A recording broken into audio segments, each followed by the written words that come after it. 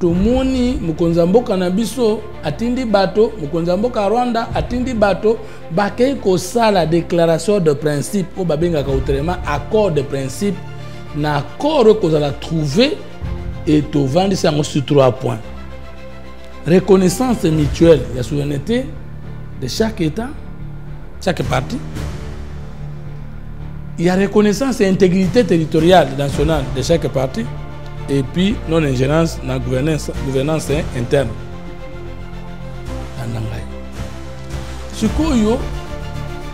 Pendant que le Rwanda lui-même reconnaît que Makolo Nanga est dans le Congo, bango déclaration na bango bandi bango ti basuka bango atangi Rwanda te po aza bien fait na bango baleki mbongo na ye. Mais monseigneur Fulgence Utembi wapi adawana te Muteba alobaki comptant de notre initiative, il n'y a pas que le président Kagame qui nous a donné l'argent. Après, c'était pas l'argent, c'était la prise en charge. Mais prise en charge,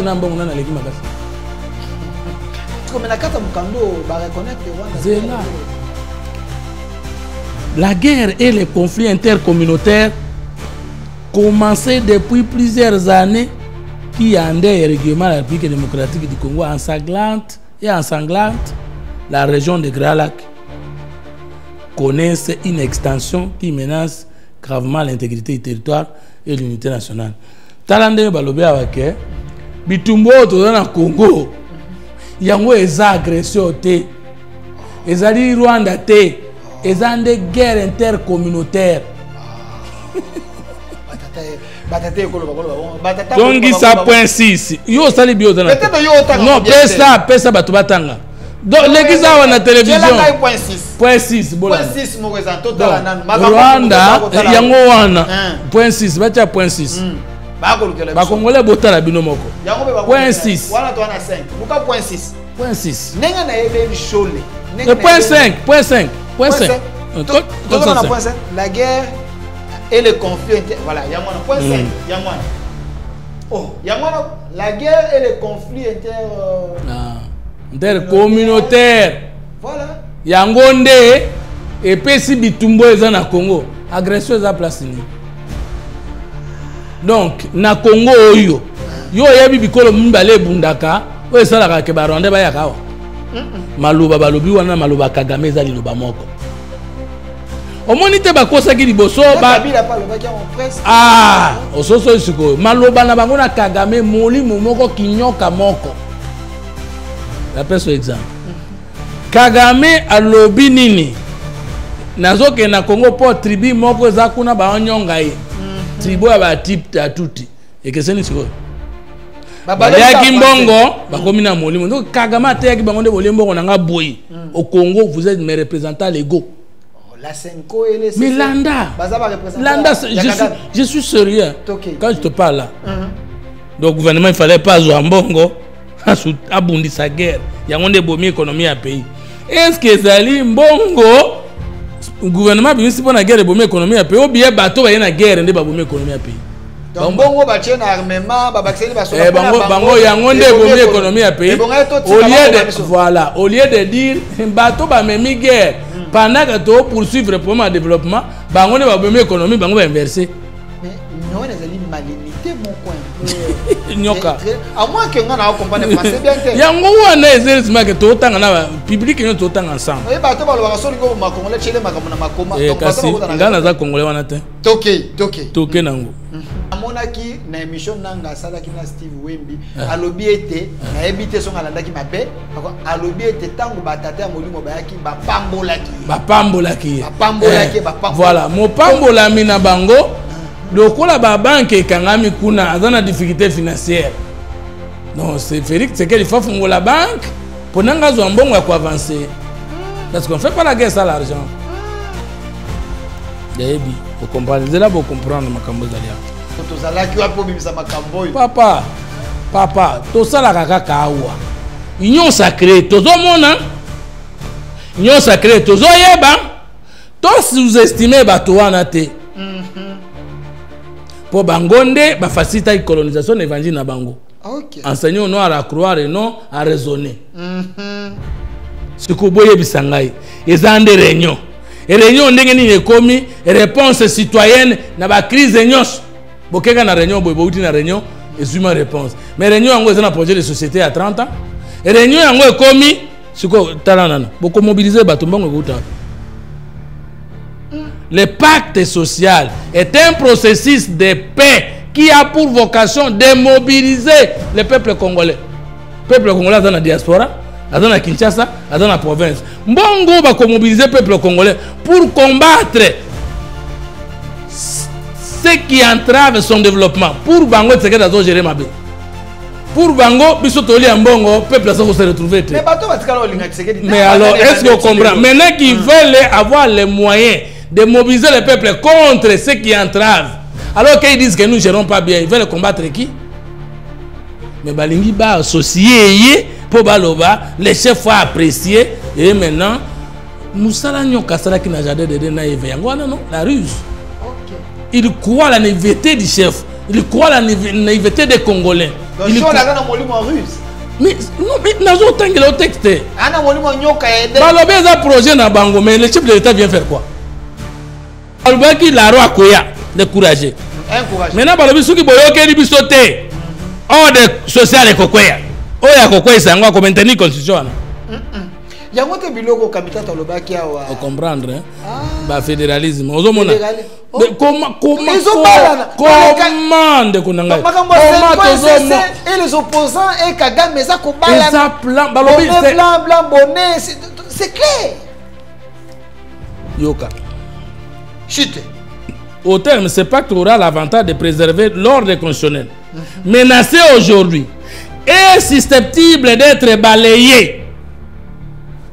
Bango ne bazana l'information na bango.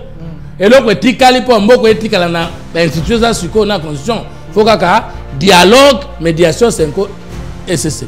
Ce qui to sali yango te. Ordre constitutionnel ko la balayer. Qui va balayer? Nous on des menaces mon amoko. C'est clair. Est-ce que nana ko balayer? Est-ce que va service de sécurité ba mona ka biloko te? Susceptible d'être balayé si la crise s'amplifie. À la communauté internationale, pas au Rwanda, de retirer vos mains de la RDC. Pas le Rwanda. Bacheba Tonyo Sokuna, pour battre Kagame. À Kagame de retirer son armée au Congo. Bandima que Kagame a commenté les soldats dans le Congo, mais qu'on continue à couper sa bongo, il y a qu'autant d'avions pour ne pas kimia. Donc, au lieu de dire à Kagame, Tikambongo retirer les soldats dans kimia côte. Na landa show le monde en boka fongo, moi que je me trompe au fongo linga mémoire. Na landa show la lobete, bango bazaki na maele ya ko condamner Kagame te nanga te parce que ba yeba que te ba ko la mission à bons offices. Abakisa na France 24. Okay. La logique des sanctions sur Kagame et les autres est contre-productive par rapport à ce que nous voulons faire. Et comme ça cop on a biso. Papa Mbongo père Bana Fatima, la même chose. Nous ne sommes pas pour les sanctions internationales, mais plutôt pour le pacte. Vous comprenez que Kaka biso union sacrée, na ba Congolais, le kola biso, ne te comprendre dans la bande na miso.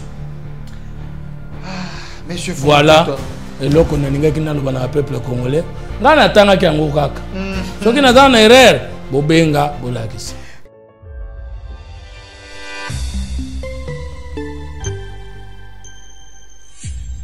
Zala, bon citoyen. De retour sur ces plateaux, nos excuses pour ces petits problèmes. Il y a courant ici en République démocratique du Congo. Heureusement, le Japon a élaqué 27 millions de dollars de façon que tout le monde a quelques communes.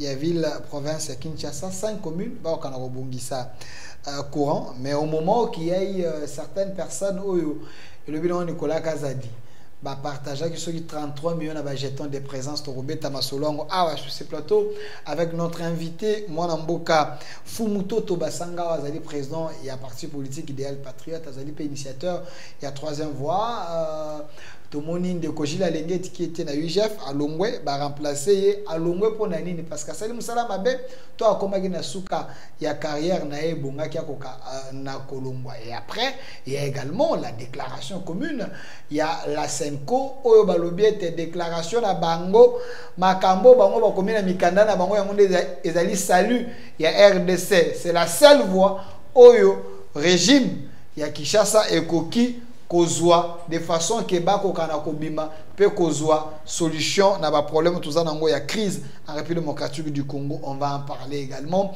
Quelques ministres il y a gouvernement souminwa oyo bazali kosala mosala est-ce que misusu baza ko mériter ba benga na bango na gouvernement to ete bako kana kotika soki bakotika la po basali nini soki ba bengani bango basali nini. Question mususu sur lever à ba immunité ya mwana mboka Matata Ponyo et sénateur Joseph Kabila monsieur balobi ete landaki Barnabé Miningano alobi soki kaka ba meki kolongola ba lever à immunité ya mwana mboka Joseph Kabila Kabange guerre civile et ko ya po ete baswahili bakondimate humiliation oyo wana. Face à toutes ces questions l'actualité en général on en parle avec mwana mboka Fumutoto Basanga ndeko Fumutoto mbote na yo mbote lokola mbote na bato bazolanda biso loboko likola motema.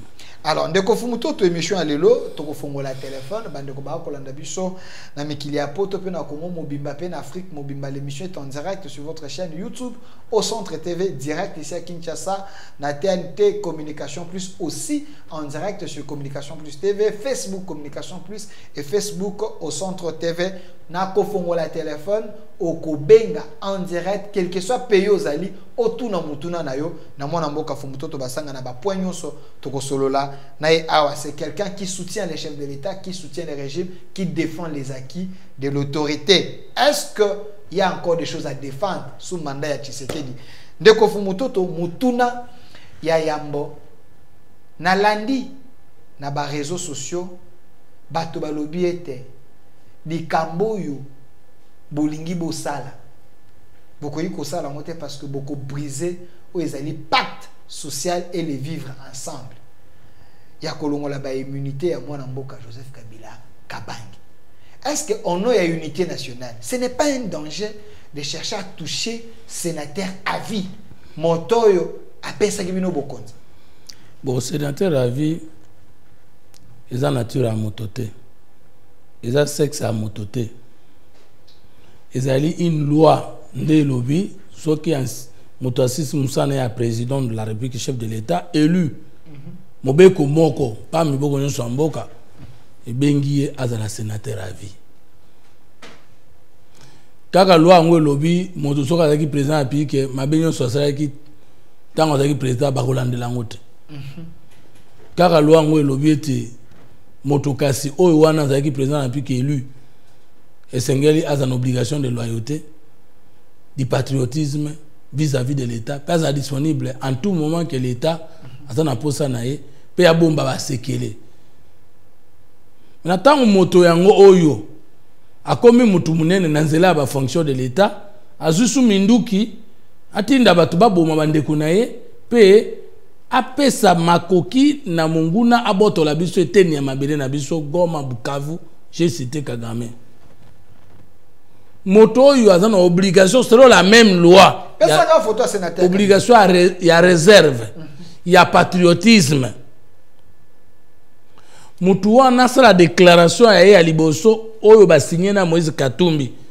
Alors bi mabe ya Tshisekedi eleki yango ba moko kati na biso bazwa ki option radicale akokumisa M23. Moto anga sa sous déclaration alors bi M23 ezalinde mabe ya Tshisekedi posa ya peuple. Moto yango atanga Kagame te mutaboma ba Congolais. Moto yango ko senga Afrique d'ici de tika kosunga Congo na ningi Kagame kota tina Kisasa. Wala nyonso na Kabila. Je ne parle pas de ce qu'il va dire. Je parle de ce qu'il a déjà dit. Je parle de ce qu'il a déjà dit. Moto yango ko senga communauté internationale to longola Tshisekedi na musa osunga biso to longola ne bonga.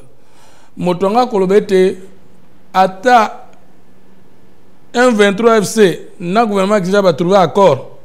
Ata accord est signé entre Rwanda et RDC. Qui m'y a causé la tête? Le problème c'est Tshisekedi. C'est-à-dire pour yo dans la lola. Ba congolais ba côté. Ba koma ba. Émission ba kolanda ba. Maintenant, na ba mboka mosusu, soko zuminduki, to détourner biloko monene ya mboka. Cause de la déchu de votre nationalité. 2. Biso na congolais to mona makamunyo sosika. C'est là ba congolais donc ancien président de la République, tout président de la République honoraire à quoi ta boloko te. Bon en Afrique du Sud, président de la République honoraire à quoi ta boloko te. Bon en France, Sarkozy ou Sambate. Non. Nangola awa. Nangola awa. Ndenge nini bino bokoma komona moto soka azali azalaki ministre azalaki président de la République azalaki premier ministre comme intouchable na ndenge nini. Biso démocratie n'est non faible. Toi non fragile. Bon. Nous devons construire ces pactes républicains, ces pactes sociaux que l'on a bataté à Moli Mondenge ba koloba. Il ne faut pas aller, il ne faut pas allumer le feu. C'est encore faible. Donc, na lobi na place on a que ba immunité na il y a une commission qui a été instituée. La commission de l'Assemblée nationale pardon du Sénat est présidée par le sénateur Christophe Lutundula. To commenter sous nini pour nangai ba kolongola ba immunité parce que azali ko sala makambo zo sepelisa mboka te. Comme le salut procédure au wana. J'étais avec Jamaïca Samba ici à lobby était titre et sénateur avait zaka honorifique mazande lié na statut à l'ancien président de la République. Bino boki ko na pas ala voter te ana circonscription. Non, et la sénateur à vie. Et ça ignorance na bio ba ko yeba de loi te. Et la sénateur à vie. Ban kolongola yo immunité et nin kolongola te elongoli yo statut ancien président de la République élu te. Elongoli yo pe statut à sénateur à vie te. Peut-être confusion mo ko zo la wana. Na ba jamais ka sa monto. Te immunité et nin kolobate ke yo ko samba te.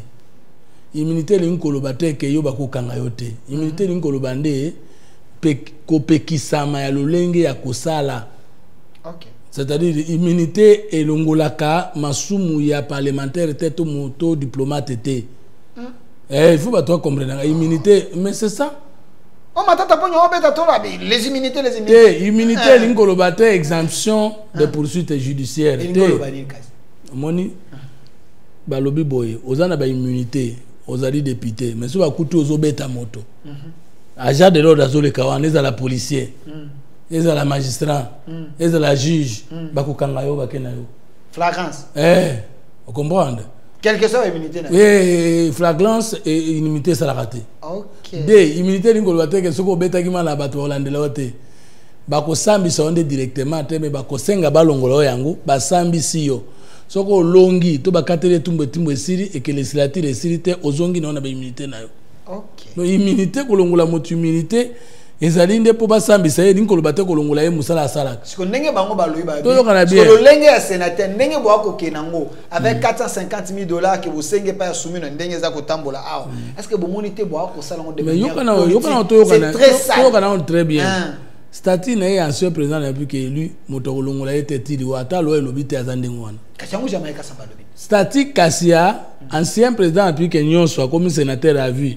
Pe azan immunité wana nde loi mutepese yango tout comme akoti kala wana ka ancien président de la République ndenge wana to président sekara otika ancien président de la République mais un président qui peut venir habiter na ngi avantage wana te tout ancien président de la République akosamba soki tanga zala ki président na makambo asala ki par exemple soki ndako ya bato na ba kasi ya président bakolandela ye ce sont des lois mais loi na chanjaka ce sont les hommes politiques qui sont au pouvoir via leur parlement. Bon, est-ce que Oya Kabila, lokola loi le BTFO, les deux chambres bakota en congrès, pourquoi ne pas respecter ça au lebo kende na maraboutage politique au bois comme ça là pour détruire pacte social. Le salut du peuple est la loi suprême. Quand on dit que bon peuple est dans mon bec comment te ko battre la sous. Pour son cas on ne peut évoquer aucune disposition de la loi. Ah, on est comme jungle. De yoza content na 3-4 000 personnes qui font na goma. Naza content mais procédure est sengi nini. On a le salut du peuple et la loi suprême et comment mi wa pipe lobi bongo côté nini. Eza principe il y a mi be konyo seza na monde. Jésus aya kuta ke mukola dimanche ba pe makate. Aleka na dimanche ngona ba yekoli na ye ba glaner masangu nelanga. Bango alandi ba condamner tuni bango mona na moto na nde aleki ata saba le sabbat était fait pour l'homme et non l'homme pour le sabbat. Oso yebi mobeko moko esalema na mokili. Oyo ezaka likolo ya peuple. Ils l'ont raté, même la France l'a raté. Mais Bolobi état de droit. Mais état de droit, il y a peuple dans likolo. Après, mais c'est ça. On a compréhension de nazo signifie au makambo. L'état de droit, la république, dans le état de droit, mais état républicain. La république est le numéro 1, les souverains primaires, c'est qui? La démocratie souveraine primaire, c'est et oui, souverain ngolbani. Souverain ngolbani moto likolo na ye aza suna mobe comme sous-souté. Aza na mokonzi sous-souté, aza na loko ko kata été. N'était pas comprendre. Maintenant, souverain secondaire des années. Togo le constitution. Togo le institution. Togo le animateur. Maintenant, quand tu vas attaquer les peuples français et que le régime français qui est là veut t'anéantir, tu n'as plus de loi qui te protège parce que le peuple est sacré. En France, c'est comme ça? Ça, c'est la vie politique du monde entier. C'est la nature même de la vie. Donc, c'est le cas de Kabila parce qu'il a attaqué le peuple. Mais parce qu'aucune loi ne les protège. Mokonzambo kwa lobaki ke yende auteur moral, to père spirituel, to autorité morale, AFC 123. Kasi mutu wana ndazali na ba information na ba moyen d'état koleka biso ntu ngoyeba makambo zelo kana Congo. Katukobo Sanate Eric Kuba a été arrêté, proche collaborateur à Nanga. Kobo Sanate Kasambi Samaki par le Baki Makambo. Habité Fimbunde Betisa qui est Toti Kafimbo na mais soit ba déclaration Kabila nyonso banda mukolabima na université à 40.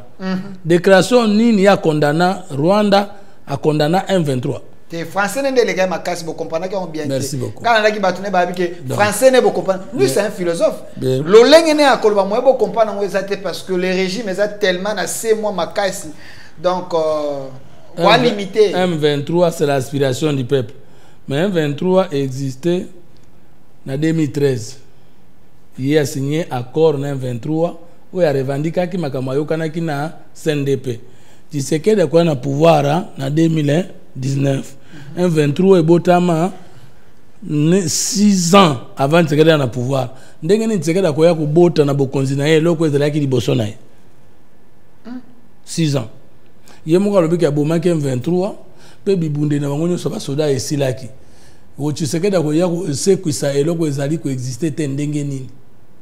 Donc pour na Kabila réponse nanga yango wana. Alors, ndeko fumutu to kota kasi na mama ya likamboyo na moni bato ba ko mituna tuna delfe bengele biso fumuto to bengele ba ko comprendre te batata episcopo bato aseniko balobinde bango ba na formule magique ya kime ya Congo régime Tshisekedi ba na choite il faut ba kota na formule na pona salut depuis 1960 lelo ba komeli biso tala makambo ebele na kosenga mikandango bochela nga yango ndeko fumutoto d'entrée des jeux avant to kota na fond ya makambo balobi. Est-ce que pensez-vous que la Senko et l'ECC baza crédible liboso ya peuple congolais? Est-ce que bazo garder crédibilité dans ton quotidien? Bango babotama avant la honte. Olobi? Bango babotama avant nzamba sala soni. Bango bakoza crédible tendengeni. Ba tata molimo. Oyoki nga bien te. Peut-être confondre bato na lobi. Bato balati banzamba la wa komona bango te. Landa. Mukada na bango yango totanga mukena yo na ngi ko kende mbango te. Pas de problème. Congolais botanga po boko benga botuna mituna. L'émission est en direct de la 62e assemblée plénière de la conférence épiscopale nationale du Congo, Senko etali biso ba Congo na ba Congolais nani. Conférence épiscopale du Congo. Moi Congo za na kati. Eza association to organisation moko na kati église catholique. Le Congo est un état laïque. C'est-à-dire religion d'état exacté. C'est un fait privé. Et là ils ont concerné batata mpero. Batata? Batata mpero. Te batata ya molimo mpero te. Ntoko solo là. OK, OK. Ba botana na molimo ba catholique. Sugoyo. Italiba. Et yeko sala biso Congo nini. Tous les Congolais ne sont pas catholiques. Tous les Congolais ne sont pas protestants. Tous les Congolais ne sont pas musulmans. Tous les Congolais ne sont pas chrétiens. L'État congolais est un État laïque. Et là, ils ont lié l'idéal de la nation, la constitution. Tous ces États pontificaux, tous sous la colonisation, l'église est politique. ya biso na bango nini batika la kosala conférence depuis le ko salema na te mona te programme évangélisation na bango na monde show la terre na mona ordonne yo so mona mate ya show le na monde ya lo baka bazana mission prophétique c'est là OK il y a des prophètes pas dans mission prophétique tu yo kagaide tout solo là OK alors yoka constat deuxième point. Nous apprécions à leur juste valeur les efforts diplomatiques déployés par son Excellence, Monsieur le Président de la République, chef de l'État, ainsi que le moyen consenti par le gouvernement pour l'unité et la stabilité de notre pays. Le président a déjà dit ça, Moussala Malamu, il y a beaucoup de mboka. Comment bino boko le basuke, ce qui dialogue na bino ezalité, qui mieux kozalate. Te, bakena na néanmoins. Na mona place pas comme néanmoins. Te, néanmoins dans la place on a eu tout le temps à wanate. Yami bale. Nous reconnaissons les biens fondés de la valeur et les biens fondés de la valeur des différents pourparlers internationaux menés dans l'objectif de ramener la paix en République démocratique du Congo et dans la région des Grands Lacs. Cependant, peut-être on a point 4. Nous sommes préoccupés du fait que cette crise ne fait que s'accentuer à la grande désolation du peuple congolais. Bakosi Des crises ezako s'accentuer. ezako matakaka. Te tozo bunda. Papa. Denge bango ayelaki. Goma, Bukavu. Ezo kende mbango to ezo telema to ezo zonga sima. Yo na ngato vandiago. Babeto le solo telo kola bazana lola. Depuis tozui na bango affrontement. Depuis tozui na bango dialogue na Doha. Depuis tosali na Rwanda déclaration de principe. La guerre continue-t-elle comme elle continue hier? Na tuni yo s'aggrave. Na lobby te que guerre sili. J'ai pas de s'aggraver kokumata koleka. M23 nde bayoki mawa nde na bayoki mawa ono ya bakor bamizongi sina nusima. Na zo lobande na bango yo sala makamu na yo. Makamu na ngai te. Point 5. Nazo kota na makanisi na bango. Point 5. Pendant que le monde entier reconnaît que Rwanda est agresseur, que Rwanda n'a possessé de Rwanda, tout canibiso na ye, tout silana. Toke na Doha, mokonzamboka na biso, na mokonzamboka Rwanda, bavande en face.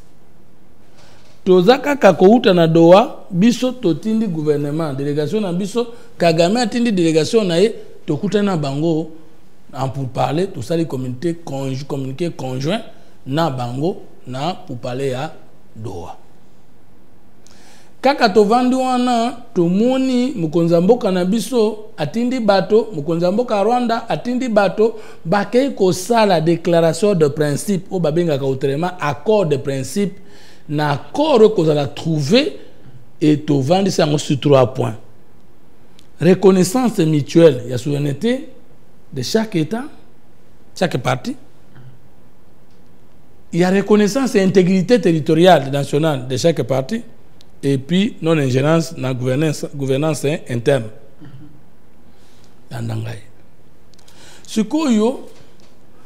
Pendant que le Rwanda lui-même reconnaît que Makolonanga est dans le Congo, bango déclaration na bango bandi bango ti basuka bango atangi Rwanda te po aza bien fait na bango baliaki mbongo na ye.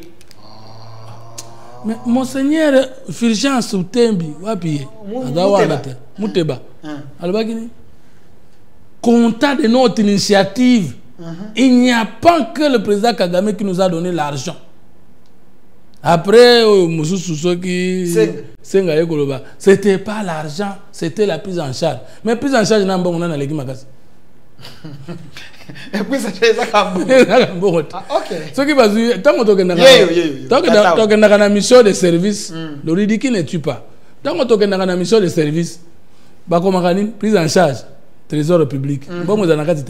Bon, vous avez des mots français. Il y a des formations à mots français dans Kimongo. Il y a au frère, vous avez des bani. Au moins, on a fait frère de voyage na prise en charge de l'État. Ndeba komaka babando koma liboso au frère de l'État. Ok. Ba mongo sikoyo tanga akei voyage. Ya dépensé ata kinunu na yete.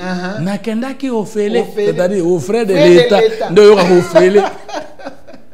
Na kokoto ofele, ça veut pas dire qu'on n'a pas payé. Quelqu'un d'autre a pris en charge. Donc ba legi mbongo wa Rwanda. Ba ku bete les autres ba moko ne balobaki. Journaliste na bino da tuna ki moninga na bino tuna ki question. Legi mbongo bien. Parce que Menakata Mukando va reconnaître que Rwanda.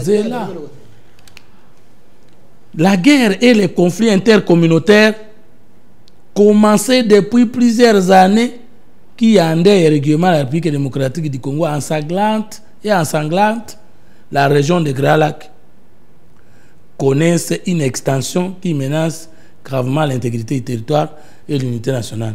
Talande balobe awake bitumbo to na Congo yango eza agression te ezali Rwanda te ezande guerre intercommunautaire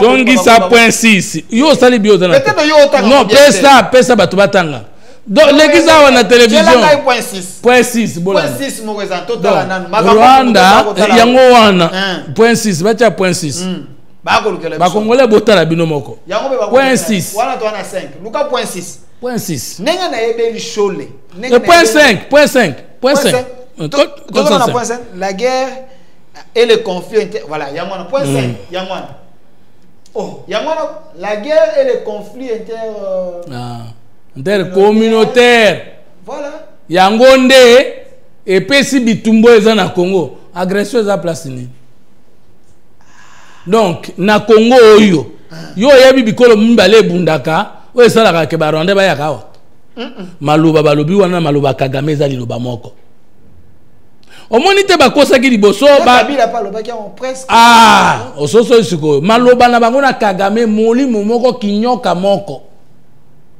la pese exemple Kagame alobi nini nazoke na Congo po tribu moko za kuna ba nyonga ye tribu ya ba type atuti ekeseni siko ya kimbongo bakomi na molimo donc Kagame te ya kibango nde bolembo na nga boyi au Congo vous êtes mes représentants légaux la Senko et les mais Landa je suis sérieux quand je te parle là Kagame lobby ba tuti bazonyo comme na Congo ministre de Gizara tuna ye etali yo soke za tozonyo comme biso to benga yo ya kubundira biso awa tozana ba angolais ya ba Congo ya Angola tozana ba Congo bazombo tozana ba Congo ya Afrique du Sud ba Zulu na lo ba ka bo comprendre tozana ba bongo ya Brazzaville et yinde la bango et bonge la bango tu sais que de kolongwa que no bundira bango non c'est pas le langage de Kagame.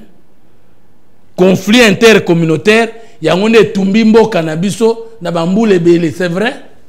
Au moment que la communauté internationale a reconnaître présence, au moment que la communauté et que Rwanda yemoka andimi ko kenda ko kutana kana biso ko sinyaka ba accord ya cesser le fait ya kotika bitumba bango balobi te Rwanda batute ezande bikolo nde ezobunda ba communauté ngonini peut-être ba bosani mais yango wana koza ba bosani place wana mutaza ko beta na machine ya bosani po na ndimite la scène ko le show ba ko bosani loko abwe kamera tango omoni langage wana pendant que bazoko condamner Kagame te omona ki ka show le wana bimaki na communiquer moko non il y a acharnement sur les Swahili l'espace swahilophone omoni moni mango bisi moi pas le baki au moins c'est quoi différence à place ni OK alors boye bisangai AFDL Alliance des forces démocratiques pour la libération du Congo c'est une guerre qui a endeuillé à sanglanter la sous-région musée moka benga bango conglomérat d'opportunistes d'aventuriers c'était les Burundais c'était les Ougandais c'était les Rwandais de bakotaka ti James Kabarebe a comme chef d'état-major général là ils ont qui conflit à communauté mbalezo bunda na Congo ils ont conflit nini moba 1 moba 2 ils ont qui guerre à conflit ne des tribus ne bunda na Congo Kagame andimi ki azana Congo armée na na Congo tribu ni zo bundawa tala ba senko batata milimu c'est dangereux ça tala congolais likambo bandeko batinga misoto fungoli misote to kozala na miso kolela lobby Mais tant que le baka bandeko ça c'est un côté mais ba opposant mais bazana bango ba lobby bango bazo croire dans l'initiative ya batata molimo omoni ba opposant na Senko parce que ba opposant zela na ipselo moko Senko asa yokana na Kabila na Rwanda nazo kende n'esprit na bango zela makambo ya minene ezali awa na délégation na bango mais Kabila ndekolo AFC ko Kabila ndekolo eloko babengi 123 Batunaye bazana doa. Bamoni que si y a accord et que si y a gouvernement de l'âge union nationale, bakoki jamais kotika ba opposant non armé bazolo kwa munen. Tika to se retirer le la biso za côté en angate. To sana bango déclaration commune pour que tato au Kabola la grosse partie qui n'est pas na biso. Opposant non armé on a ba monate. Mate fola senga Félix Tshisekedi ke porte yo kanifo kabwana Kabila.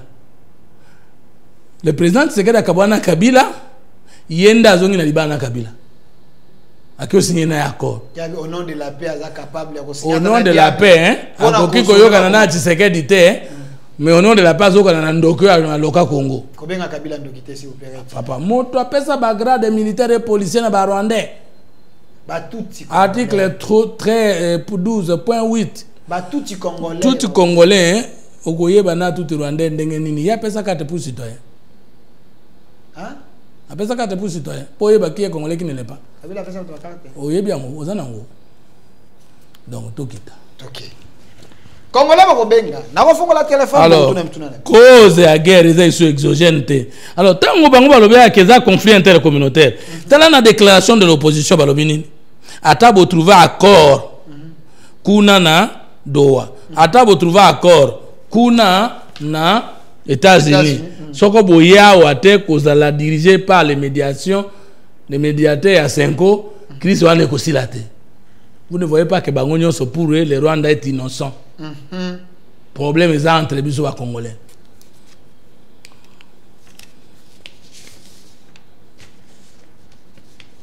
Yoka.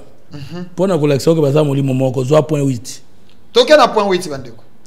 À l'instar de beaucoup de nos compatriotes. Il faut aller à qui? Aux opposants. Rwanda, opposition armée, opposition non armée, Senko Mutumoko.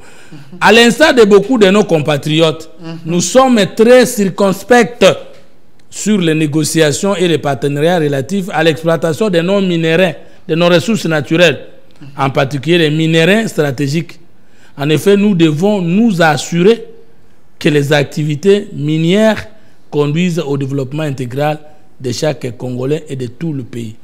Au moins, il y a des gens qui teki ba mine, à brader yango. À l'instar des autres compatriotes, l'olenge moko, loko la bande konabiso. Ba compatriotes oyo bazolo ba ke Tshisekedi a teki ba minere, a kabeli ba. Au moins, il à l'instar. Donc, ba sangani na makanisi. C'est quoi ba sangani? Point 8 tanga yo moko. Bandeko toi coacher la Bible ça mo kanda batata épiscopo ya Senko na batu ya SSC ba komi fumuto toza ko la kisebiso ba danger eza na kati ba piège eza na kati balakisi déjà que Bango Kagame ils allaient communication moko diaboliser ba institution pour peuple là na gouvernement na ye enfin Bango ba ko sa plan na Bango. Point 9. Malgré les interpellations du chef de l'État relative au fonctionnement du système judiciaire Balingba Fula et Lokolampuku. Et les états généraux de la justice, celles-ci continuent à être manipulées par les hommes les plus forts. Vous voyez pourquoi? Parce que Kabila est dans la poursuite, Matata est dans la poursuite. Il ne faut pas diaboliser la justice pour que ceux qui Kabila sont condamnés, que Matata est condamné, justice est injuste. Ce sont des défenseurs. Il y a Bato Baza Bantomboki. Ok. Tala point 10 au Kokam. Tokita. Point 10 Yangoan. Les moyens constatés par le gouvernement pour répondre à l'effort de la guerre impactent négativement l'économie du pays. Donc le gouvernement il fallait pas jouer en bongo abundi sa guerre. Il y a une bonne économie à pays. Est-ce que Zali Mbongo le gouvernement bien si pour la guerre de bonne économie à pays ou bien bateau il y a une guerre de bonne économie à pays. Donc bongo ba tient armement ba baxeli ba sola bango yangonde bomie économie à pays au lieu de dire bateau ba memi guerre pendant que to poursuivre pour le développement bango ne ba bomie économie bango ba inverser Mais on a des malignité mon coin un peu. Nyoka. À moins que on a compris le français bien. Yango wana ezesma que tout temps na public nous tout temps ensemble. Oui bah tu vas le voir sur le go ma congolais chez les makamona makoma. Donc parce que ngana za congolais wana te. Toké nango. Mais surtout ceux de l'est du pays. Yokaba nanga ndeba ko défendre yao. OK. La fermeture des banques et des aéroports dans les territoires sous le contrôle de l'AFC M23 impose à plusieurs familles les conditions de vie difficiles et précaires. Donc, tout fungola la banque pour nangazo amisola continuer guerre. Donc, on est comme dans une vie normale. Donc, vie normale. Tout échanger dans bango ba avion et comme à des pays, bango bazo yawa, Gome komi Rwanda bisi, Bukavu komi Rwanda bisi, biso pe tozo kende kuna, batinda bombe kitawa, e boma bato na Kinshasa, ndenge boma kina Goma. Fumutoto, na ndimite za maka. Est-ce que vous avez une interprétation? Tanga. Ibino oyebi. C'est ça l'esprit ça na sima ma exégète. Un homme spirituel, Moussa na ezali nini? L'esprit de la lettre c'est quoi? L'esprit de la loi c'est quoi? Tant muto komaka na molimo bombaka. Mais oya bombaka, abombaka na kubatama, moluki pe alukaka na kubatama. To kolandela bango. Nakanisi que je suis pas le seul, j'ai les documents ici. Vous heureusement, vous êtes spécial. Les textes en moi téléphone on le ouvert. Ceux qui ont interprété ma bé, mais babenga. Tu fais la téléphone. Tous les balles là ici, c'est toi qui interprètes mal. OK. Yango na tiba téléphone. Donc il fallait pas tokanga ba banque. Pour que nde tokangi banque bino ba comprendre te. Bango za batananga, ba kene kuna. Basi balobaki moni te ba sona mananga ba seka do bibemba ba konleta li bango te na monaki na émission nanga sala ki na Steve Wemby alobi ete na ebite songa landaki mabe parce alobi ete tango batata ya molimo bayaki ba pambolaki voilà mo pambola mina bango lokola ba banque ekangami kuna azana difficulté financière. Non, c'est Félix, c'est qu'il faut faire la banque pour n'anga zo mbongo ya ko avancer. Parce qu'on ne fait pas la guerre sans l'argent. Yaebi, vous comprenez, c'est là vous comprendre ma kambozalia. Si vous babimi sikoyo poete polele nzabaza munen. Mais seulement biso l'union sacrée apparemment toi distrait. Bokoyo kama kambwa. 11. OK. Au demeurant, conscient du danger que court notre pays dans les soucis de préserver l'ordre constitutionnel. Nanda bien. Mboka yango bango amoni danger zoya. Mais danger yango e kokwa isa ordre constitutionnel. Ce qui te yokeli bango te. Wana prédire déjà mabeko ya. Kasi te babi au demeurant, conscient du danger que court notre pays et dans les soucis de préserver l'ordre constitutionnel. L'ordre constitutionnel. Nous proposons conjointement avec l'Église du Christ au Congo l'initiative du pacte social. Par conséquent, tous engageons-nous pour la paix et le bien vivre ensemble en RDC et dans la région des Grands Lacs. Jésus a un projet politique holistique. Jésus a une révélation à Debalaki. Bango batiki makambo nzambe ba commune la projet de société holistique. Yoka suko découvrir. La paix. Point 2. Notre priorité, c'est la paix. La paix, une paix durable. C'est notre propriété. Priorité. L'initiative du pacte social pour la paix et le bien vivre ensemble en RDC et dans la région des Grands Lacs, est une réponse citoyenne aux crises récurrentes que notre pays traverse depuis son accession à l'indépendance. Pacte na bango basali wana, projet de société na bango wana. Il faut que ton dimi kokene na réunion wana, na forum wana, batata batata mpero, babandi sibiso, to sololi automatiquement eza réponse citoyenne na ba pas signon stomona depuis 1960-65. Ah 2005. Bangonde bazana clé am. Kasi alobi, je répète.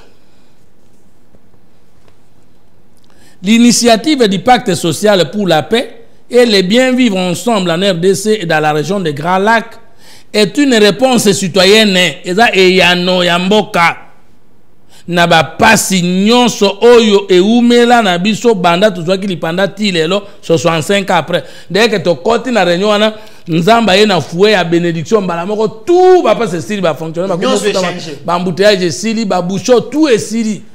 Alors bino bozo comprendre te que likamboza na sima. Comment une réunion peut être une réponse à tous les problèmes? Mais peut-être cette réunion et qu'on rassemble des égratignures sur les problèmes congolais pour résoudre. Mais bango moko banda lo ba ke basunga bango ba prela catholique na 1960.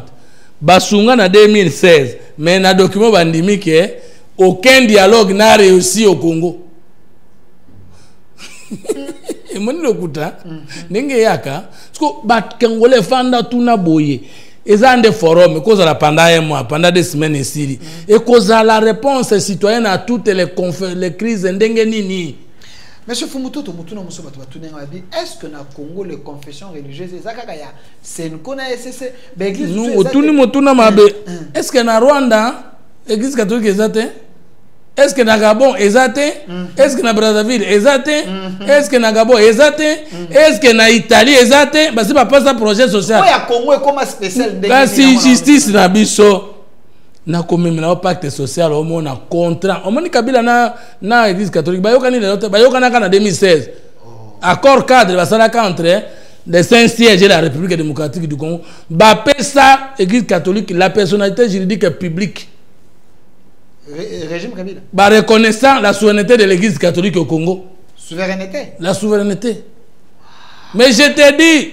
Est-ce que l'église union soit au Congo va avoir souveraineté? Oh, mais je comprends. N'a pas ce exemple. Hein? Fais cet exemple. L'église, l'école catholique est école à Nani. Nana toi. L'école catholique est à Congo mobile. Mais ça, Nani. Et ça, catholique qui bangonne batongi. Mais enseignant, on a foutu bango. L'État.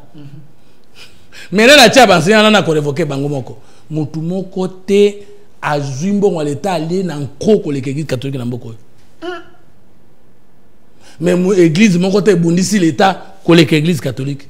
Mais toi na bango za nini moto pesi balé moto pesi balé mais aucun régime n'a su le prendre au sérieux. Depuis ce soir jusqu'à présent. Donc votre combat est que bakokana ko buka mapeka église catholique. Ko buka te ko tia bango na place na bango église lokola bango nyonso. Est-ce que na Rwanda église catholique et ça la makambo sala? Est-ce que na Congo Brazzaville ko meko sala? Est-ce que ça na évité à ba condition? Est-ce que na Rwanda ko sala ngo? Est-ce que na Afrique ici de salaka? Ba za kapena shole na bango. Baza na shole na bango za na mbongo na bango. Bongo siko shole na bango azoka makambo a pouvoir. Mais kuna bazala na masekete. Est-ce que kuna église catholique ou ezaka na Rome pesa mitindo di ekesene awa to. Mais papa yaka alobaki na bango bino basa ba tata mpero botika na makambo nzambe. Zela. Zela siko yoka. Zela mama na likambo. Ah fungola ndenge to komina na likambo te yoka siko. Toke kota. Yoka nzoka eloko yango ezande processus. Ndoka pacte social wana ezeloko babula kala nyonso ba ola exception sont des étapes. Eza plan na yoka plan nango. Makambo ebele ezali ababa loba yango. Peso ki tondimika kokota nango. Makambo ezolanda yango yoka bango moko de balobi. Le pacte social. Point 11. Point 12. Point 12. 12 alinéa 2. C'est un processus de paix. Pacte autozoloba ezali processus de paix. Oyebela ko bengi processus. Eloko moko ekosalema na mobimba mais par étape. Étape par étape. Et silisio continue oyo. Donc avant ba proposer ce document, basi babula bango na Kabila na Kagame kala. Et puis mko bakena mona chef de l'état bango ati obetere isote ke bakena Rwanda bakene pas Macron te. Tolingi to mona ba congolais musu pona. Et puis mko zamboka préciser bango atindi chargé communication na bi ba préciser que c'est initiative na bango yanga te. Mais na tindi ba sala parce que c'est loko na bango. Ba nga ba zoya na piège. Sikoyo lokola basi basali bakambo nyonso ah bakenda kozwa mbongo pa Kagame batunaki Félix Tshisekedi Antoine Tshilombo bakenda ba Kagame et pas Macron batunaki ye bayebisaki ye biso to kamwaki peut-être mokonzi ayebaki mais na ndenge ya autoriser bango te to ya koyebisa bango te mais ndenge ni balimba continuer deuxième étape comme chef de l'état yo moni yo lingo za la reçu pas chef de l'état yo ça la point de vue que tous de la point de presse que tous de la yamba biso faites l'acharnement sur l'audience chef de l'état. Ok. Donc, oh, je suis à 5 après nous, bah, commis, bah, qu'on répond devant moi. Oh, c'est un chantage. On ne fait pas, on ne chante pas l'autorité. Est-ce que Cholo va qu'on kanga été battu dans la prison? Et qu'on ça la ligne, nous sommes à Kanye Motolo, quoi, Chole. Ah, pour ça la chantage dans mon compte. Donc, yo, ozo seng audience chef de l'État, ozo pesi correspondance, agenda na union so akata parce que ça yo Chole. Et puis ozo point de presse bando loba, non ceci tous de la kaka, mokonza yamba biso. Mais tu sais que dit na le kio bomo. Et le nom de Jean-Pierre Bemba, tu sais que il est trop bon. Jean-Pierre Bemba, il est plus bon. Et le bilan de la mère Mendabi, le chef il est trop pasteur. Trop spirituel, trop chrétien, trop miséricordieux. Mobutu. Ils ont raté. Bah chanter chef de l'État. Na agenda. Chef de l'État yamba batoboni. Tenant compte de ses priorités, de son agenda. Et de ce qui est programmé. Chef de l'État, alinga yamba batu balereno, tosi tozi la kaya yamba biso. Est-ce que ça obligé faire? Eh, ce cas yamba binote a violé disposition de la Constitution. Continue le bureau. Ok, continue. Yoka siko. C'est un processus de paix qui a pour vocation de mobiliser les peuples congolais et l'ongwe lisolo. Et l'obis que Siri et Bandi ko conscientiser ba Congolais, révolution congolaise, révolution française de Bandara Boy. Ok. Boyo kabino moko. Conscientiser les Congolais. Conscientiser le peuple congolais afin de combattre tout ce qui entrave son développement et son bien-être intégral. Or, maintenant n'a pas bloqué le développement ya peuple congolais kaka batona en pouvoir. Awe kolongwa lisolo et comme un mouvement de révolte, d'insurrection et de combat contre le régime qui sera là contre le pacte social. Nazongi là, yoka. Bandela. Wana mona ombre ya John Numbi, na mona ombre ya batebele na. Voilà, yango ana poede. C'est un processus de paix qui aura pour vocation de mobiliser le peuple congolais afin de combattre tout ce qui entrave son développement et son bien-être intégral. C'est quoi ça sous forum? Yango yokaki que projet nango et ko développer le Congo pendant 30 ans. Okay. Vous comprenez ce que ebimi clair. Ebimi clair. Papa, to sala kaka awa. Union sacrée, tozomona. Union sacrée, tozoyeba. To sous-estimer bato wana te. Pour bangonde, ba faciliter la colonisation évangile na bango. Okay. Enseignons non à croire et non à raisonner. Ce que boye bisangai, ezande réunion. Et réunion ndenge ni ekomi réponse citoyenne na ba crise nyos. Bokeka na réunion boye bouti na réunion, ezuma réponse. Mais réunion yango ezana projet de société à 30 ans. Et réunion yango ekomi siko talana boko mobiliser bato mbongo kuta. Le pacte social est un processus de paix qui a pour vocation de mobiliser le peuple congolais. Le peuple congolais dans la diaspora, dans la Kinshasa, dans la province. Mbongo va mobiliser le peuple congolais pour combattre ce qui entrave son développement. Pour Bango, c'est que dans gérer ma bé. Pour Bango, bisotoli ambongo, peuple ça se retrouver. Mais alors, est-ce que vous comprenez? Maintenant qu'ils veulent avoir les moyens de mobiliser le peuple contre ce qui entrave. Alors qu'ils disent que nous ne gérons pas bien, ils veulent combattre qui? Mais Balingi va associer pour Baloba, les chefs vont apprécier. Et maintenant, Moussala Nyokasara qui n'a jamais de non, la ruse. Il croit à la naïveté du chef, il croit à la naïveté des Congolais. Donc, il croit à la ruse.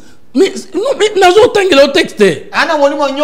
Baloba est un projet dans Bango, mais le chef de l'État vient faire quoi? Il faut que il y ait un babino pour ça.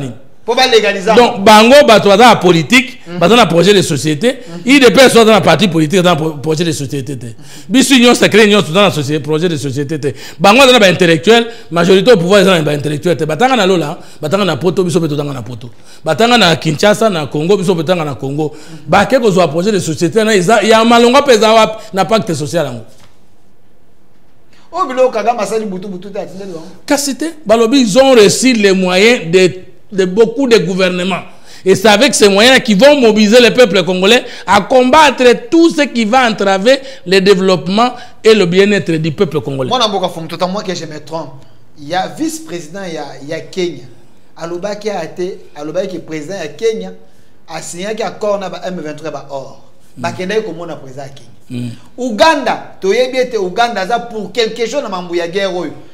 Bakenda ko zambongo. Rwanda aza pour bakenda ko zambongo. Macron alingaka ko la claire tena question à guerre oyo. Bakenda ko mona yi.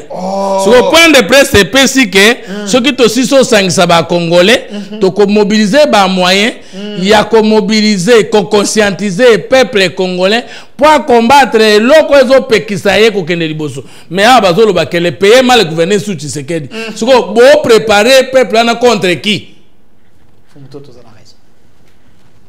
So, balingi bazo susu aval la chef de l'état pour ba avancer pour état par liboso ba sisa ki koyoka na batu na bango nyonso na ba opposant non armé d'accord na opposant armé d'accord na ba pays lingi biso d'accord et tikali siko mokonzambo ka baptiser 3e ou 4e étape parce que c'est un processus. Pour tout à moi que je me trompe avant bato ba bandamaka moto ali boso ba monaka Kabila zaka na Kinshasa bakenda o mona na kingaka. C'est Kabila mutapesa ka bango projet apesi plan chole avant l'élection le baka il y aurait encouragé. Ah maintenant le courageux est là. De l'insécurité. Toki. Bimisa bilo toki. Maintenant. Mais Congolais, tangaka Congolais, tangaka. Toki sikoyo. Balobi boye. Soki initiative otoboyi yango. Toyeba eto toluki mama alikambo. Wane ko menace. Toke nezukoyo na recommandation. Ba Congolais faut ba benga fumto to sili ça ba Congolais ba benga.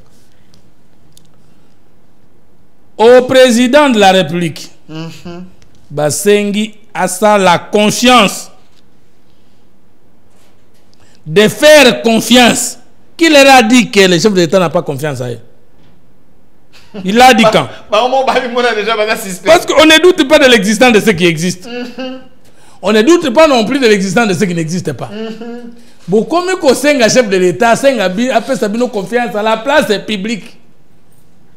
Chantage ici l'audience et puis demande de confiance publique. Mais Landa. Ok.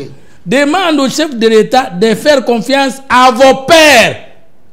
Mais ils ont point de presse pour le monde et c'est plutôt vous adresser au chef de l'État. Mais le chef de l'État semble la cana Philadelphie. Bison to eba kasambe la kuna avant comme chef de l'État. Tant comme chef de l'État akendo fuka makuna.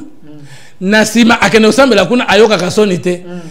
Pasteur Roland Dalo azali catholique te. Azali protestant te. Azali moto, donc on va classer une église de réveil. Ton église spirituelle. Ce que yo show le tata ya Roland Dalo, pasteur et président. Ce que yo le père spirituel et chef de l'État. Ce que sali pasteur Roland Dalo coup d'état. Coup de paternité. Parce que chef de l'État kendakana mwasi na ye na famille na ye kuna c'est public yena matefo basambe la kuna bakutana pe kuna toyebi yango mutu moko tabulungi sikoyo show Lazare Anarus o komi sikoyo comprendre aboto li chef de l'État lingomba na ye et komi catholique de faire confiance à vos pères spirituels. C'est que il y a comme quoi spirituel parce que avant de la paix spirituelle chef de l'État, il faut dans le père spirituel à Roland Dalo. Chole atikabilo quoi. OK. Pour le chef de l'État, dit moi j'ai pas droit à quoi foi na ye. Maintenant to yebi, il n'est ni catholique ni protestant. Azamu à Philadelphie. Mais sur la zone ça est ko wanga na te yo za mwana na bisa molimo. Wane comme police. Donc hier mutabatiza ye. Toboya. Voilà te. Moni oboyi. Et puis, ils n'ont pas peur de faire confiance à vos pères spirituels. Bah, ça va en confiance. En facilitant la mise en œuvre de cette initiative.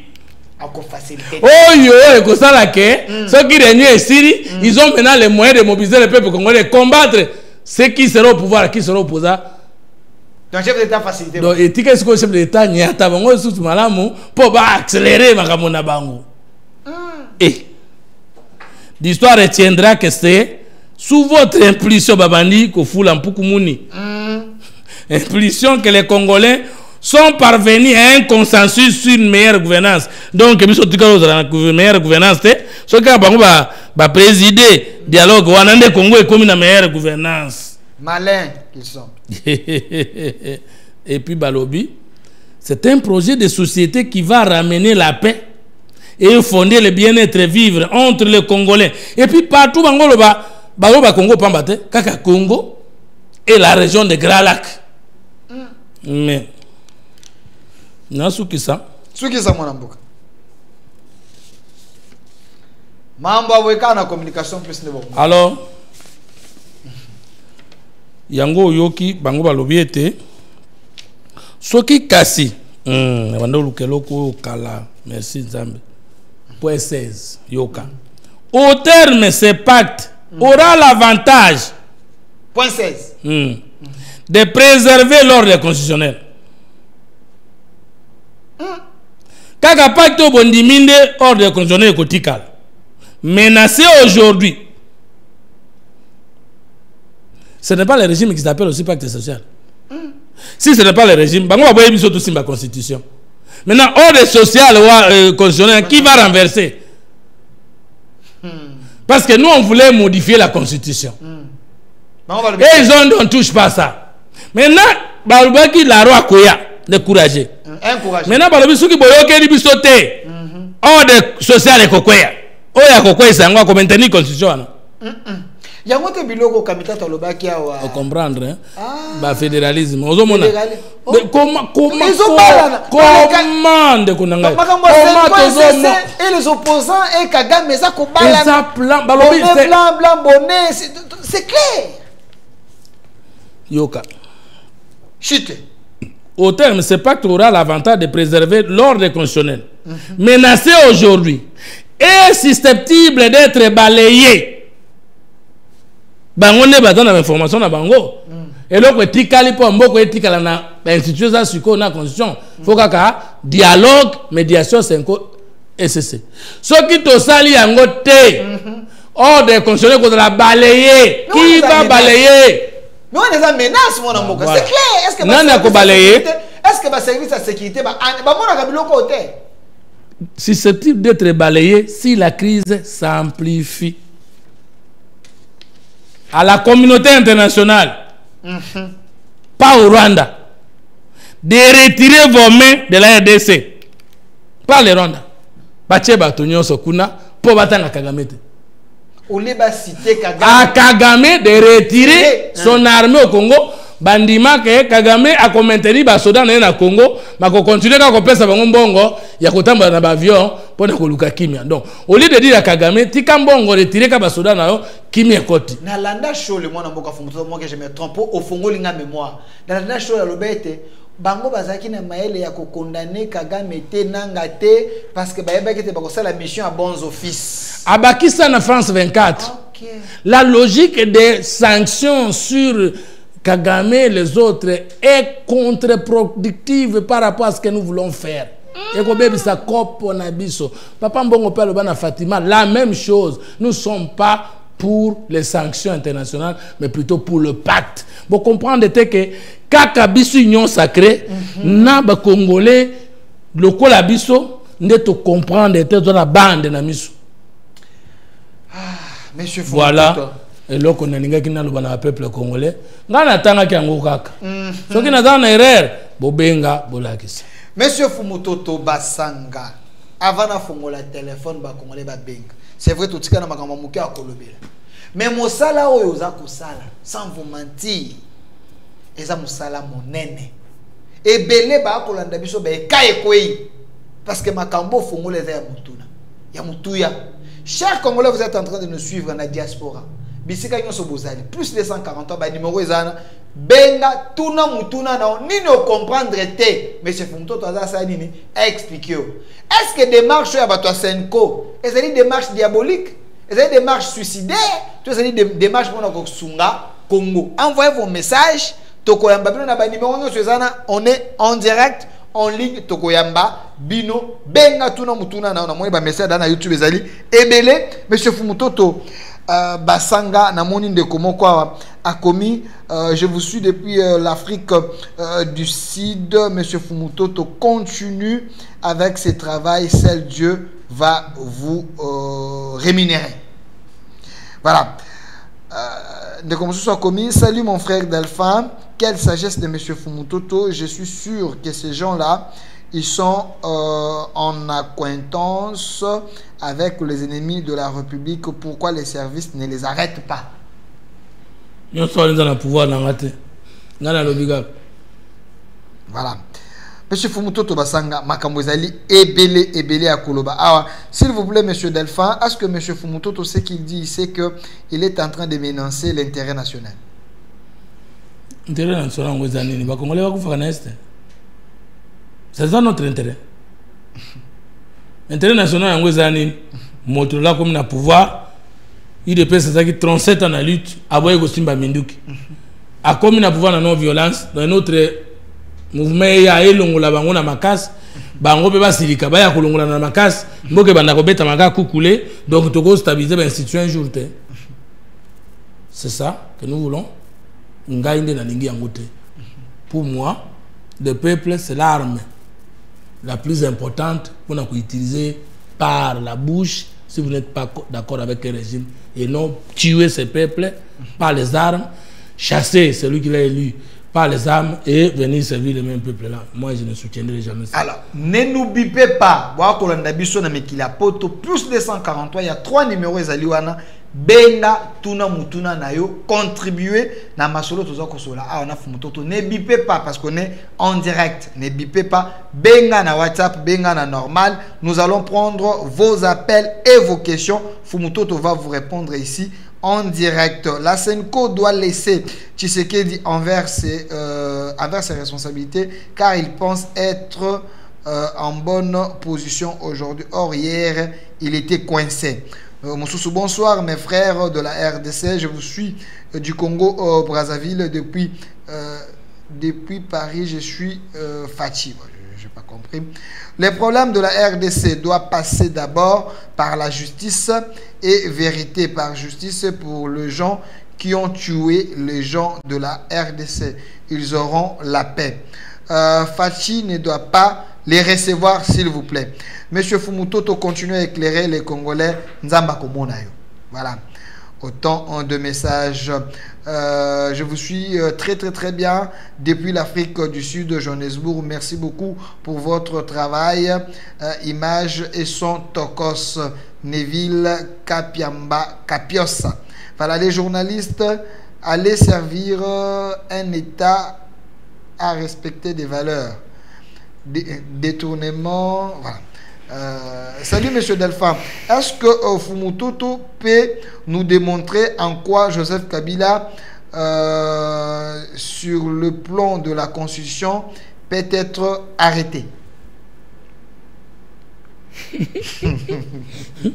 La Constitution n'arrête pas les gens. La Constitution donne les droits, le devoir et les régimes répressifs des actes posés positivement ou le contraire.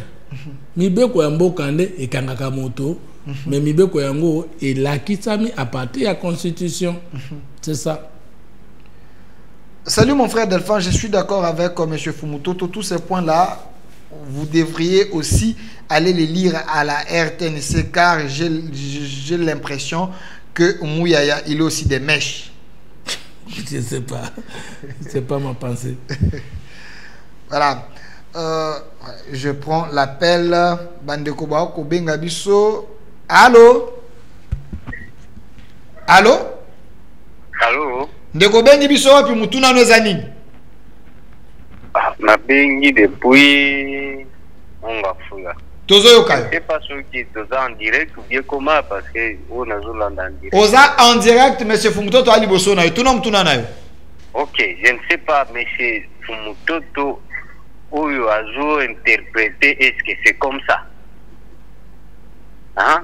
Bon, je ne sais pas, il y a une compréhension, il y a une dernière na oyo biso beto zo mona vécu ou bazo koma sur place na oyo biso zo comprendre. Je ne sais pas ce comprendre. Yo comprendre nini? Mais nini est compliqué yo monsieur Fumutoto Ali Bosona. Tout na question. Explication news ou azo PC erroné non? Et ça c'est pas comme ça. Hein? Quelle est la bonne explication selon vous? Point nini? Quel point au moni explication erronée comme ça? Point nyonso. Point nyonso ou azo expliquer na ou biso toujours tanga sur place parce que bozo tia nyonso l'écran non. Voilà, j'aimerais tous à la méthodique parce que batebele ba kolanda biso. Tanga point moko au lobby explication ezali boye comme ça ya mec un peu qu'on expliquer. Le débat est ouvert. Ndekwa kei. Alors, bino bandeko ba kolanda biso, nous avons tous les points ici. Oyo la Senko ba komeli biso, monsieur Fumutoto trouve que c'est dangereux. À expliquer point par point. Si vous estimez qu'à expliquer point au bien, au biso point, tozongi si point, tochamon na TV, yo expliquer biso, yé pas expliquer ce ba congolais non ce ba kolanda biso. C'est ça un débat démocratique. Appelez en direct sur les 3 numéros ezaliwana tokoyamba bino, tokoyamba ko tuna question ndenge ndeko tuni tokanako sauver le Congo parce que nous estimons que Magambo Congo oyo est alibiso nyonso. Ne bipez pas, mais posez vos questions, appelez en direct. L'émission est en direct sur notre chaîne YouTube au Centre TV. Prenez les liens, partagez, abonnez-vous. Et ici encore, il y a d'autres questions. S'il vous plaît, monsieur Delphin, cette émission, il faut la faire chaque jour avec Fumutoto, car ce qu'il fait, c'est plus que la prédication dans l'église. C'est aussi une prédication. Salut mon frère Delphin, tes questions-là nous énervent. Tu sais très bien que Kabila est traître. Pourquoi tu déranges Fumutoto? Delphin, ce n'est pas vrai. Nanga n'a jamais dit qu'il avait reçu la bénédiction des pères. Tu as mal compris la façon que Nanga avait dit. L'émission est là. Allez chercher l'émission avec Wemby. Vous allez voir ce qu'il avait dit. Boroyoka plutôt Mambolobaki. Monsieur Fumutoto, après Tshisekedi, pensez-vous que tu vas rester au Congo?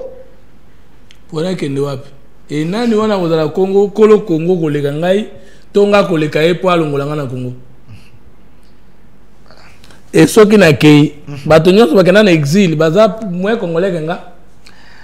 Monsieur Fumutoto, c'est que les prêtres ont dit, ils ont raison. Quand il s'agit du détournement, vous ne faites pas les émissions pour expliquer côté Mbongwekei, mais quand il s'agit de déséquilibrer votre pouvoir, vous venez notamment pour nous envoûter. Tout dans la claire. Démocratie et un peuple dans la maboko mibale. Nous qui sommes au pouvoir, nous défendons les acquis de l'autorité. Ceux qui sont à l'opposition critiquent notre gestion. Ngane na ngoti na roya na télévision na losa msala opposition. Bobenga ba opposant ba critiquer pouvoir. Ngana zoya kolek sabino nini ya malam pouvoir les autres ça la pour na peuple et c'est ça la démocratie. Voilà. Appelez, ne bipez pas. Ne bipez pas, appelez, posez des questions. Voilà, autant de questions ici. Est-ce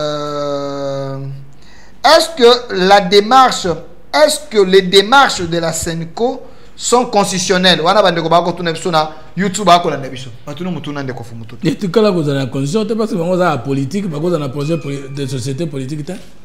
voilà.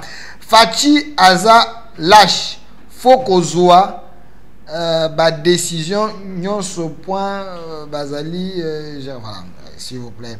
Fumutoto est un vrai intellectuel et politique digne de notre pays. La RDC, s'il peut continuer ainsi sans trahir le Congo, il deviendra plus grand. La Senko suit l'idéologie du discours du roi Léopold II pour les Congolais de l'époque. Moussoussou, depuis la Senko a amené l'UDPS au pouvoir, parce que sont eux qui ont combattu l'UDPS et son pouvoir. Voilà, je ne sais pas. Salut mon frère Delpha. Monsieur Fumuto Toza Koloba, vérité, ce qu'il fait, il aide Tshisekedi. Voilà. Ah là là. Monsieur Fumuto, toi, tu étais avec Kabila. Quand tu étais avec lui, tu ne savais pas qu'il était le traître du Congo? Je n'ai jamais été avec Kabila. Sauf que Nazalaki Naye, il est la mabete parce que Nazalaki Naye, Bazana président de Tshisekedi. Nazalaki na Kabila comme qui membre a peu perdu. Nazalaki na Kabila comme qui ministre, DG, conseiller, tous en direct. Yo moto yebi que Nazalaki na Kabila, yebi sanga toaki na ordonnance, na arrêté, na ministère, na programme ni. J'étais plutôt au FCC au Salemaki Kabila comme fait mandat. Et puis FCC ndé cause une alliance FCC cash. Bango ba biminga na tikali. C'est ça la pire histoire. Voilà. Bande ko bo ko landa biso, j'insiste, ne bipez pas. Benga en direct, tuna mutuna na yo. Fumutoto vous a défié ici, il est devant moi, il est en train d'éclairer l'opinion sur certaines questions. Bonsoir mes frères, je suis du Congo-Brazzaville depuis Paris, je soutiens le président Fathi en RDC, doit passer la justice. Voilà, je prends encore une autre question ici. Monsieur Nicolas Kazadi, j'aurais souhaité que tu fasses une grande émission sur le détournement dont Nicolas Kazadi avait parlé et les jetons de présence. Oui, ce qu'on programmait à Monaco. Mais quand il s'agit de jetons de présence, qui a 33 millions, ou à Kabolika na Batuka Kaboy, au moment où on a payé ça, ça va prendre. Hier, ma grand-mère attend avec lui, c'est pas une bague à monter. Nani? Nicolas Kazadi? Oui. Si quoi, ça député, ça n'a droit à côté. Tant que vous avez ministre. Ce qui est à l'ingara magambo na te ya solo po na démission na kité oningolo banini na lingolo baraka ezala raso mutu akomi na alongo na pouvoir ndalinga peuple po na nini mais professeur Lunda Bulu azaka premier ministre a démission na rat est-ce que yé ndeko Nicolas Kazadi a démission na rato gouvernement de changer kinde balongoli na mokonza moko deux la noblesse oblige magambo azolo bawana tina nango ezali nini a se blanchir parce que alinga zolo komoko ben il faut battre longola ye mécanisme mais il a été blanchi par la justice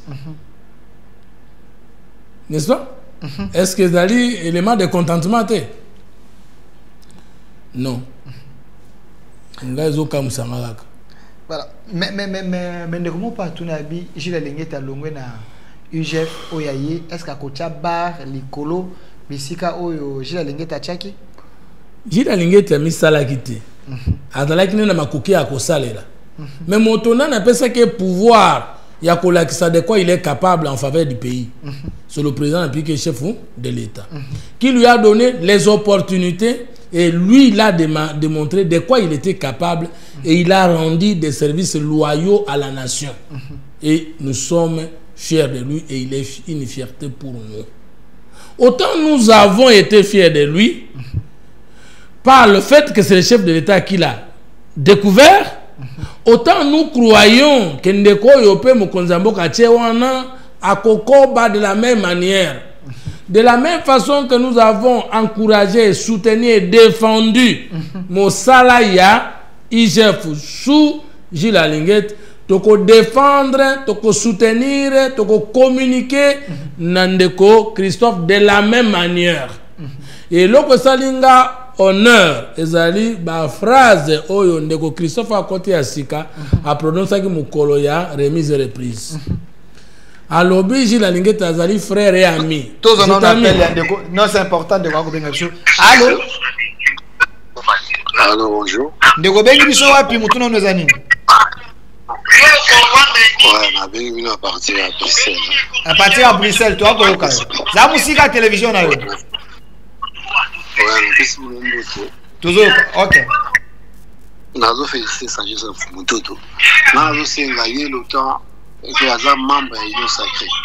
Avec aussi l'audience qui est le président de la République entre Bango, membres de l'Union sacrée. Malgré Magambo aussi, ATNC, ils sont à la live.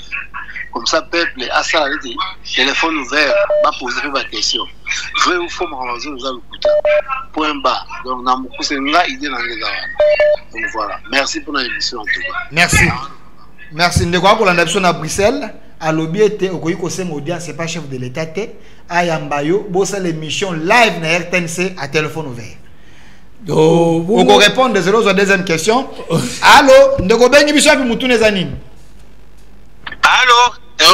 Oui, bonsoir mon frère. Je suis en train de vous suivre. C'est moi qui est en train d'écrire depuis Paris. Je suis de Congo-Brazzaville. À chaque fois, il faudra que je puisse vraiment intervenir sur mes frères de la RDC en leur disant ceci.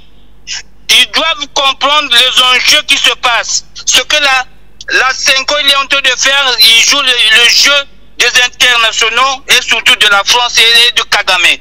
Le problème de la RDC ne passe pas par le dialogue. Mes frères du Congo-Kinshasa doivent l'écouter. Je suis du Congo-Brazzaville. Nous avons connu cela. Donc, ne jouez pas avec les morts. La RDC a tellement trop souffert depuis 30 ans, s'il vous plaît. Je suis du Congo-Brazzaville. J'interviens dans les émissions de Kinshasa. Et je ne cesse pas de dire à mes collègues que nous travaillons ensemble. S'il vous plaît, ne jouez pas sur les morts de la RDC. La RDC a souffert depuis 30 ans. Le problème de la RDC doit passer par la justice. La justice. Les gens qui ont fait du mal. Les gens qui ont dirigé la RDC par défaut d'identité. Ils doivent être poursuivis. Et le président Tshisekedi ne doit pas dialoguer. Arrêtez avec la 5 ans, s'il vous plaît. S'il vous plaît. Merci. Je comprends votre attention. Merci. On est en direct. Monsieur Fumutoto, appelez en direct. L'émission est en direct. Il y a 3 numéros. Je voulais terminer sur... Terminer. Alors, Christophe a commis inspecteur général de l'IJOP, chef de service. Alors, bien, Loko Moko, il s'appelle Singai. Abiji la lingeti oyo alongwe oya kitani azali frère et ami. Ya uti libanda te ya uti nakati. Mosala nyonso inspecteur Gilles Alingeti asalaki na tango na sous l'impulsion du chef de l'État, asalaki yemo côté. C'est pas lui-même qui descendait dans tout le coin de contrôle. Asalaki na leadership, c'est-à-dire il y a pesi vision baninga basangisi basali. 2. Gilles Alingeti a souhaité y bon travail, mais y a lobby na yé pour remplacer yo te mais ko succéder na yo, c'est différent. OK. C'est-à-dire il va continuer certainement. Oui, Salemaki peut ko bakisa o etikalaki et nous croyons que ça sera la même chose en meilleure façon de faire les choses. Voilà. Il y a d'autres questions ici. Monsieur Fumutoto, si tu es sincère, tu peux nous citer 3 ministres du régime Tshisekedi qui ont bien travaillé, si ce n'est pas et tous dans si et tous ils ne sont pas dans les détournements. VPM de la fonction publique de Koliaou, Moussala Salikuna, ministre Moko, il y a fonction publique à l'école, il y a Sala Zate. Dans nombre de Koliaou. Oui, à Sali Moussala. Et Batunion Sobasali, sincère et Bakondima Yango. Les VPM de l'économie Moukoko Samba, au monaki 9e revue avec l'FMI Awa, au moni bonus mbongo oezai koyiba mandenge ni nezongi. Alakisi que présence na Japon, na diplôme na économie, ezali ma sécurité. Na koki kopé son ministre de la santé, depuis 1960 Roger Kamba, totikala ko créer ba hôpitaux te. Mais talo tosali na Muya, tala osali na Katanga, tala programme couverture santé universelle ou possibilité gratuité de la santé yende azali architecte ya programme wana na koki kopesa yo bazali ebele madame Akazi ya Badumbola na affaire foncière a outu ko zo arrêter moko wa ke to morceau sous ba parcelle te parce que ça moko na ba cause même ya ba inondation ba nino toza kokufela wa apesi impulsion moko ya makasi ndeko ya uti kokota na ministère ya finance régularité ya salaire Doudou Fama ndeko Doudou Fama azali sala musala azui makoki ya kufuta ti na $500 soda oyo aza na front etikala kosala matin madame Soumino ye moko pe a dirigé mboka pendant une année sans incident majeur na ndenge maninga banda osala. Donc il y en a qui travaillent et il y en a qui ne travaillent pas. Doudou Fomba, c'est un excellent parce que il semble que avant lui il y avait Barretard, il y avait paye. Aujourd'hui à partir de les 25 Tito comme les 30 les gens sont vraiment payé à temps et puis c'est quelqu'un qui se bat pour l'intérêt il y a un fonctionnaire et puis il est dans la vision du chef de l'État. Côté il y a armée pour connaître que ceux qui M23 les lona FC baza ko avancer tena ba Rwanda ka rapport tous en pour parler na bangote de koki Gabon Guy Kabombo asali pe autopsie ya malamu ministre de la défense na défense azongi si pe administration militaire o ezala kité peut te sombi peut bundeli peut te équiper le soldat congolais comme il faut nanzela ya VPM ya défense Guy Kabombo. Donc ceux qui travaillent sont là et ceux qui ne travaillent pas comme il faut peut bazali mokonzambo kayemoko à quoi apprécier.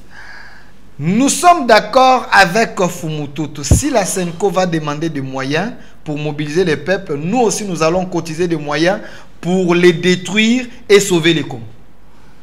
Bon. Bato voilà d'accord na ngaité na ndenge na interpréter texte so yo kata mutu moko apesi texte au contraire. Quand mutu moko abenga bina nyonso mais par exemple point 12 il y a le bibo et mezande boy. C'est ça. Voilà.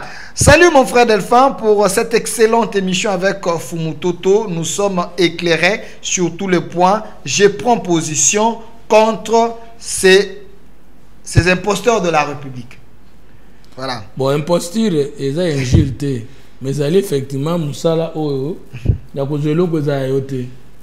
salut mon frère Fumutoto. Depuis longtemps, tu étais où pour nous éclairer? J'ai été éclairé sur les accords. Aujourd'hui, je suis éclairé sur la démarche de la CENI.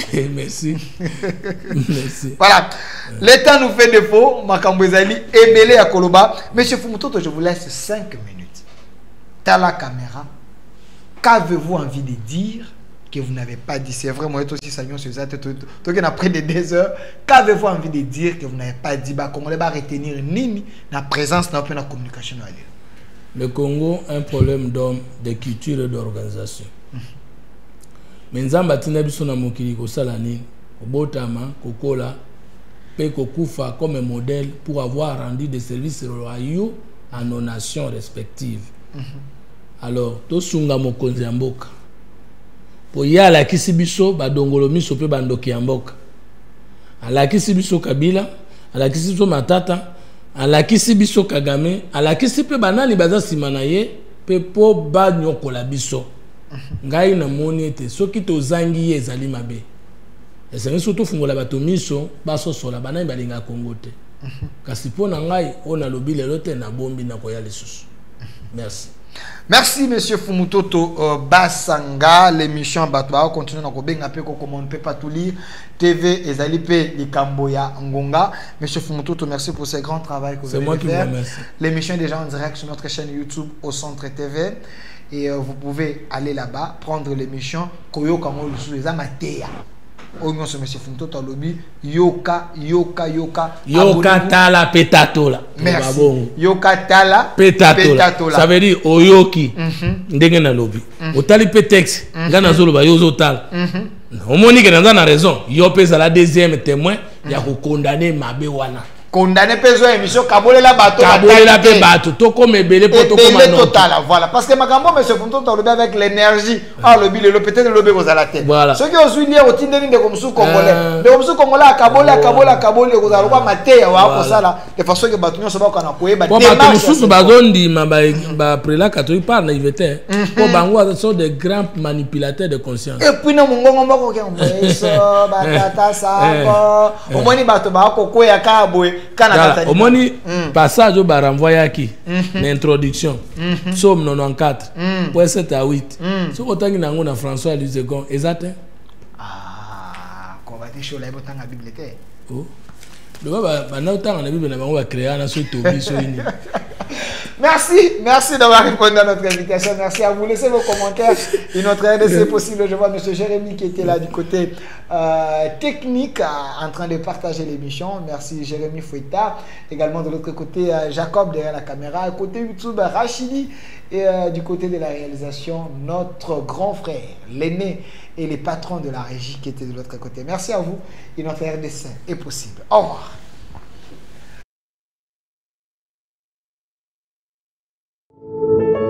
Puisque nous sommes tous Congolais, nous n'avons qu'une seule nation, la République démocratique du Congo, notre patrie. Nous avons le devoir de l'aimer et l'obligation de la faire développer à travers notre sens patriotique et nos belles actions. Chers patriotes, il est temps.